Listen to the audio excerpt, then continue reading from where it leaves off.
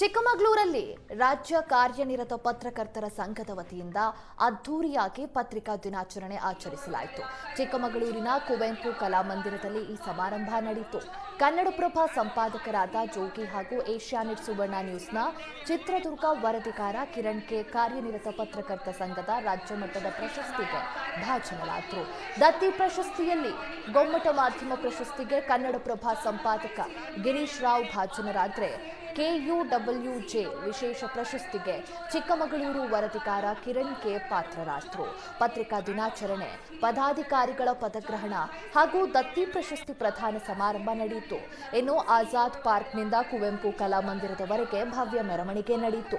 ದತ್ತಿ ಪ್ರಶಸ್ತಿ ಪುರಸ್ಕೃತ ಜೋಗಿ, ಪ್ರಧಾನ ಭಾಷಣಕಾರದ ಕನ್ನಡಪ್ರಭ, ಏಷ್ಯಾನೆಟ್ ಸುವರ್ಣ ನ್ಯೂಸ್ ಪ್ರಧಾನ ಸಂಪಾದಕರಾದ ರವಿ ಹೆಗ್ಡೆ, BV ಮಲ್ಲಿಕಾರ್ಜುನಯ್ಯರನ್ನ ತೆರೆದ ವಾಹನದಲ್ಲಿ ಮೆರವಣಿಗೆ ಮಾಡಲಾಯಿತು. ಮೆರವಣಿಗೆ ಹಾಗೂ ಕಾರ್ಯಕ್ರಮಕ್ಕೆ ರೈತ, ಕನ್ನಡ ಹಾಗೂ ದಲಿತ ಸಂಘಟನೆಗಳು ಸಾಥ್ ಕೊಟ್ಟವು. ರಾಜ್ಯಾಧ್ಯಕ್ಷ ಶಿವಾನಂದ ತಗಡೂರು ಸೇರಿ ಗಣ್ಯರಿಂದ ಕಾರ್ಯಕ್ರಮ ಉದ್ಘಾಟಿಸಲಾಯಿತು.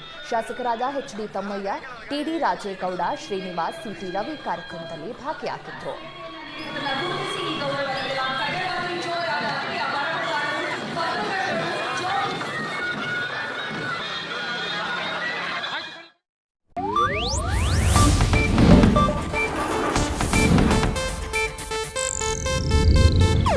ಇದು ಏಷ್ಯಾನೆಟ್ ನ್ಯೂಸ್ ನೆಟ್ವರ್ಕ್ ಪ್ರಸ್ತುತಿ.